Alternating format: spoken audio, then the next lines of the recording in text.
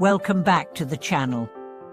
Have you ever wondered how reciting a sacred text can change the very fabric of your being? Have you ever experienced the profound stillness that arises when a single line of wisdom touches your heart? Today, we explore the transformative power of reciting the Lotus Sutra and how this ancient practice opens doors to miraculous transformations in our lives. The Master would often speak of the Lotus Sutra with a sense of awe, not just as a scripture, but as a living current of wisdom flowing through generations of practitioners. He would say, the Lotus Sutra is not merely a text to be read, it is a living being, a force that works through you when you give it your attention. Just as a seed contains the entire tree, so too does every syllable of this sutra contain the entirety of the Buddha's teachings. In one of his teachings, the Master recounted a profound experience he had while reciting the Lotus Sutra in a remote cave on a mountain retreat. The air was thick with the stillness of the high altitude, and the only sound that accompanied his voice was the rustling of prayer flags in the wind. As he recited each line, he felt the words resonate not only in his mind but in every cell of his body. The syllables became like light penetrating the darkness of his heart, dispelling the ignorance that had once clouded his understanding. He described this moment as if the sutra itself had taken on form, a vast ocean of wisdom extending beyond the limits of time and space. It is said that the Lotus Sutra holds the key to understanding the nature of all Buddhas and all beings. In its many chapters, it speaks of the potential for Buddhahood within each of us, regardless of our circumstances or past actions. This radical teaching points to the profound truth that all beings possess the inherent potential to awaken, to see through the illusion of separateness, and to realize the interconnectedness of all things. The essence of the Lotus Sutra, then, is not merely philosophical knowledge, but a blueprint for awakening, hidden within every moment of our existence. The Master would often explain the sutra's teachings on the universality of Buddhahood through an allegory. He described a farmer who, one day, planted a seed in the ground. Over time, this seed sprouted into a tree that bore fruit, which fell into a stream and was carried away by the current. The tree's fruit nourished all who came into contact with it, and from this, the farmer learned that his simple act of planting had a far-reaching impact on the world. Similarly, when we recite the Lotus Sutra, we plant seeds of wisdom in our hearts that, over time, grow and bear fruit. These fruits nourish the world around us, benefiting not only ourselves but all beings. The deeper aspect of reciting the Lotus Sutra is found in the transformation that occurs within us as we chant it. The Master explained that every time we recite a verse, we are connecting not only to the wisdom of the Buddha, but also to the infinite potential of our own nature. Each word spoken is an expression of our true essence, calling us back to the timeless wisdom that exists beyond the surface of our everyday lives. When we recite the sutra with sincerity and devotion, we begin to embody its teachings, bringing them into our actions, our thoughts, and our interactions with others. In another beautiful teaching, the Master described the sutra as a mirror that reflects the true nature of the practitioner. When you gaze into a mirror, you see not only your reflection, but also the world around you. Similarly, when you recite the Lotus Sutra, it reflects your own nature, revealing the layers of delusion and ignorance that obscure your true self.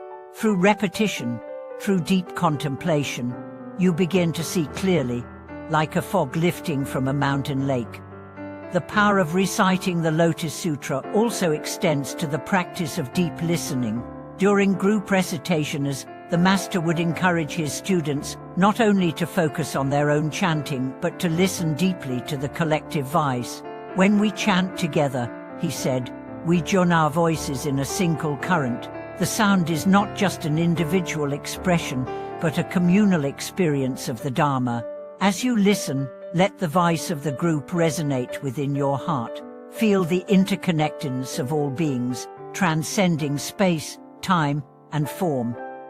Modern research has shown the transformative impact of chanting and mantras on the mind.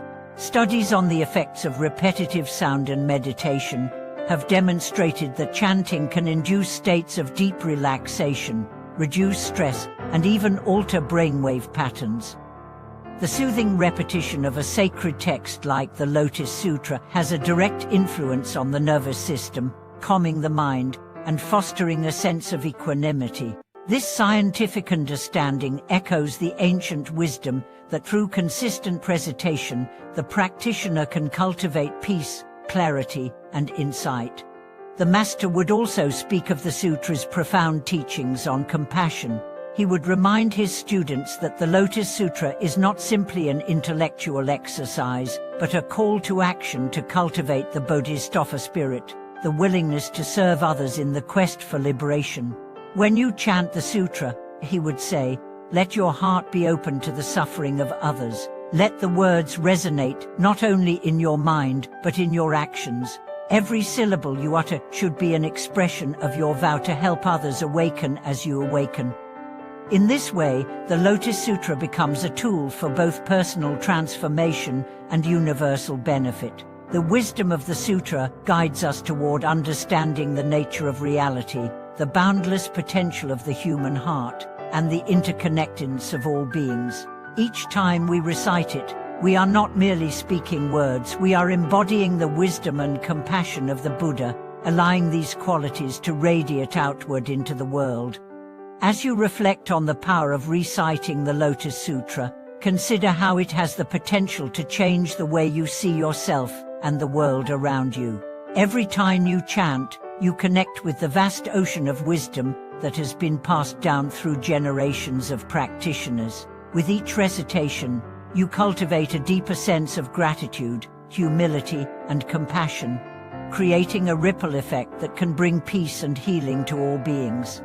As the weeks passed, the Master's teachings on the Lotus Sutra began to resonate deeply within his students. Each recitation brought them closer to the true nature of their own hearts, revealing layers of wisdom and compassion they had never before recognized.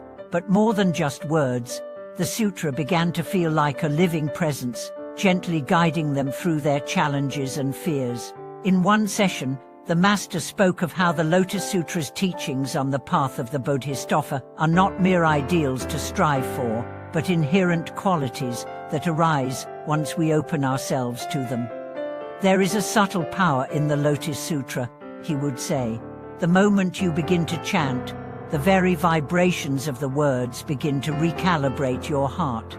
It is as though you are aligning with a greater force, a force that has been present since the dawn of time. The sutra is not something outside of you.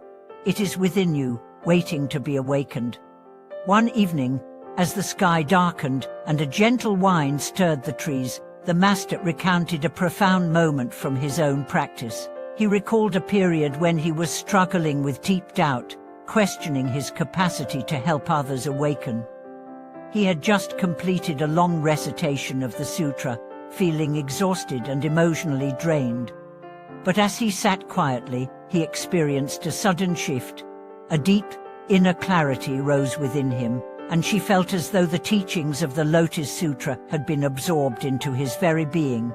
He realized that his doubts had always been rooted in fear of inadequacy, fear of not being enough.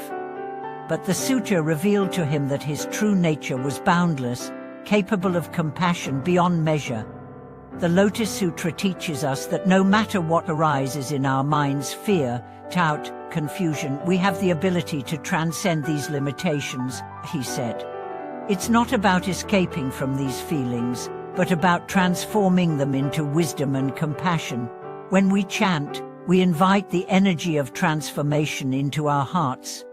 This deep internal shift became a key teaching for the students. It was not just the intellectual understanding of the sutra that mattered, but the internalisation of its wisdom. Every time they recited, they were invited to surrender more fully to the experience, to allow the words to pass through them, rather than simply being spoken. The practice was not about achieving perfection, but about becoming more open to the present moment, embracing whatever feelings, thoughts, or sensations rose without judgment. A powerful transformation began to unfold as students recited the Sutra not only with their lips but with their hearts. In their daily lives, they started to apply the teachings of the Sutra in practical ways, finding compassion for those who hurt them, offering forgiveness even when it was difficult, and taking on the suffering of the world as their own, as the Sutra encouraged. It was not about distancing themselves from pain, but about understanding that, just as the lotus grows through the mud, they too could grow through their own struggles. The Master often said that the true miracle of the Lotus Sutra lies in its capacity to awaken the dormant potential within all beings. The Buddha didn't come to teach us something we don't have, he would explain. He came to remind us of what is already within us, the potential for infinite wisdom, compassion, and peace. The Sutra is a mirror that reflects this truth, but it is up to us to see it. This deeper connection to the Lotus Sutra's teachings led to a transformation in the students' perception of the world. They began to see all beings as equally capable of awakening, no matter their background or circumstances. It became clear that every person, every interaction, and every experience was an opportunity to practice the teachings of the Sutra. Whether they were at home, in the workplace, or in a public space, they would approach each situation with a sense of reverence and mindfulness, recognizing that the same wisdom present in the Sutra was alive in everything around them. The Master would also emphasize that the power of the Sutra was not limited to just personal transformation, but that it radiated outward, touching the lives of others in ways we may not even understand. He often quoted the passage from the Sutra where the Buddha says, "If there is a single being who, having heard the teachings, rejoices and makes offerings, it is as if they had touched the vast ocean of the Buddha's wisdom. And that merit extends far and wide." This teaching encouraged his students to consider the far-reaching effects of their practice. Each time they chanted, they were contributing to the collective awakening of all beings.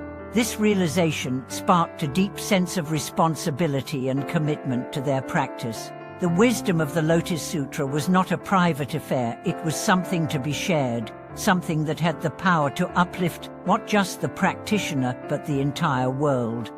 In the stillness of their recitations, students also learned to embrace silence. They would sit together after chanting, allowing the energy of the sutra to permeate the space. In this silence, the sutra's wisdom would unfold naturally, without the need for words. The power of the teachings was not only in the chanting, but in the space that the words created, a space where the heart could connect with the infinite, where the mind could rest in its natural state of clarity. As the group continued to recite the sutra, they found that even the most challenging experiences began to take on a different meaning. Illness, financial difficulty, loss, and fear were no longer seen as obstacles, but as opportunities to deepen their practice. The sutra had revealed a profound truth: all experiences, whether pleasant or unpleasant, are impermanent, and in that impermanence, there is boundless freedom. One of the final teachings the Master gave was a simple yet profound reminder: recite with sincerity, and the wisdom of the Lotus Sutra will reveal itself in your life. You do not need to seek it out, it is already here, within you, waiting to be realized. This closing message reinforced everything the students had come to understand through their practice. The Lotus Sutra was not an external object to be revered, but a living wisdom embedded within the fabric of their own being. It was not a distant ideal, but a present reality, available in every moment, every breath, and every recitation. As you reflect on these teachings, consider how the practice of reciting the Lotus Sutra can bring transformation into your own life. It is not a matter of memorizing verses or simply repeating words, but of connecting deeply with the essence of the teachings and allowing them to reshape your heart. Through the wisdom of the Lotus Sutra, we discover the potential for boundless compassion, wisdom, and peace that already resides within each of us. Thank you for watching.